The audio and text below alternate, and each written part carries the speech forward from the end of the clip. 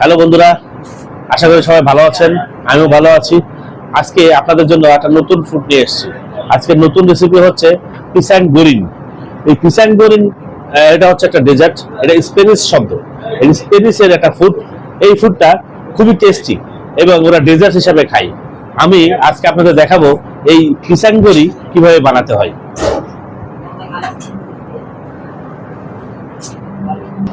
বন্ধুরা, আমি এই পিসাং গোরি বানানোর জন্য এই ডেজার্টটা বানাতে আমি কলা নিয়ে নিয়েছি।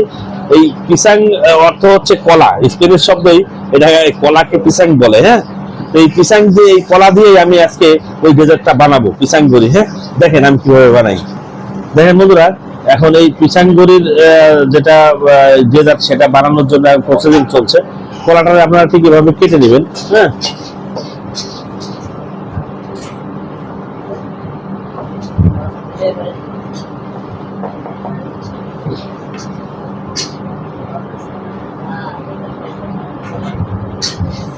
এভাবে আপনারা কাটবেন। আগে কাটার পরে কলাটা ছিলে নেবেন।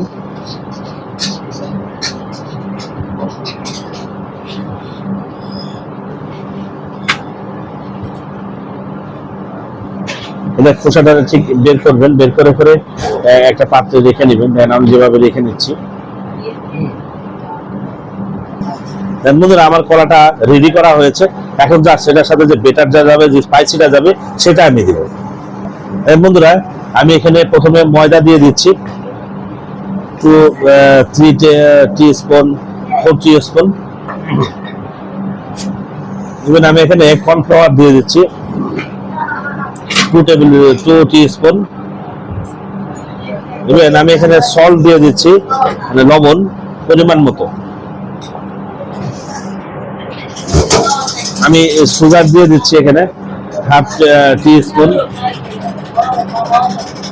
আমি এখানে হোয়াইট পেপার দিয়ে দিলাম একটু সামান্য আর কি, মানে মনে করেন যে হাতের চিমটি থেকে 3 আঙুল দিয়ে যতটুকু ওঠে, অল্প। এখন এটা আমি মাখিয়ে নেব, মিক্স করে নেব সুন্দর করে। বন্ধুরা, আমি এখানে এখন হালকা ওয়াটার যোগ করবো। এটা ভালোভাবে এটা মিক্স করে নিব। বন্ধুরা দেখেন, আমি এখানে একটু ব্রেড ক্রাম নিয়ে নিচ্ছি।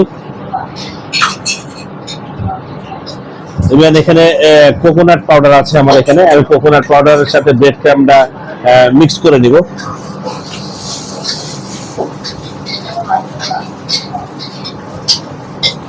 দেখেন বন্ধুরা, এই পিচাং গোরি বানাতে এখন আমি যে বেটারটা বানিয়েছিলাম, বেটারটাতে ওই পিচাংটা ডুবাবো এবং ওখানে দেওয়ার পরে আমি যে বেটার যেটা আলাদা দিয়েছি ব্রেড ক্রাম এবং কোকোনাট পাউডার, সেটার সাথে আমি কম্পেয়ার করবো। দেখেন কিভাবে করতে হয়।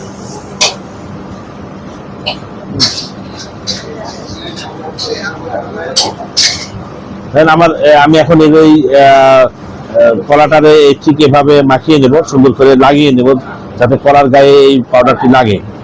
কোকোনাট পাউডার এবং ব্রেড ক্রাম প্রত্যেকটাই ঠিক এভাবেই এটা আমি করে নিব।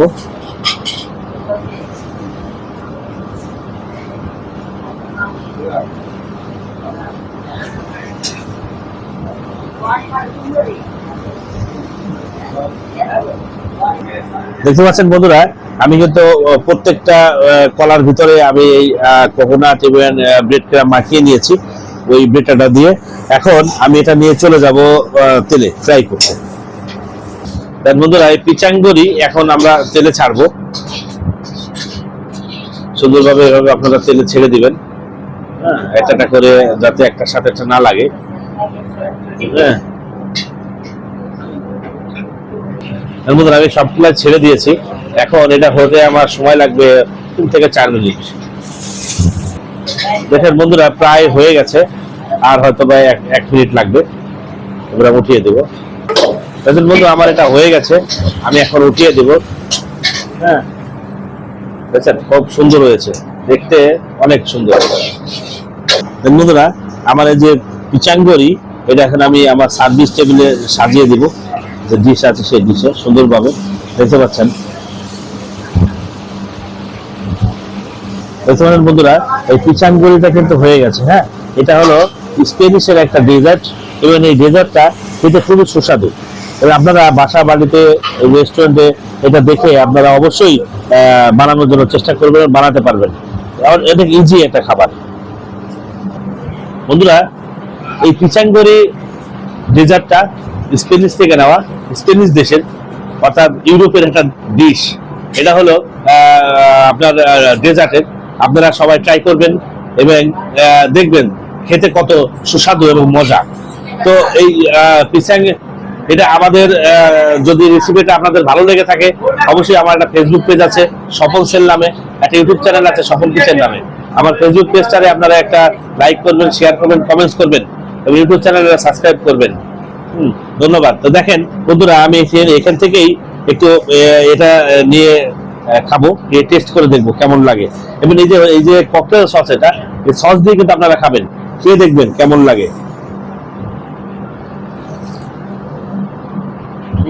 ওয়াও, যেমন ক্রিসপি তেমন টেস্ট, অনেক মজা। আপনারা অবশ্যই ট্রাই করবেন। থ্যাংক ইউ বন্ধুরা।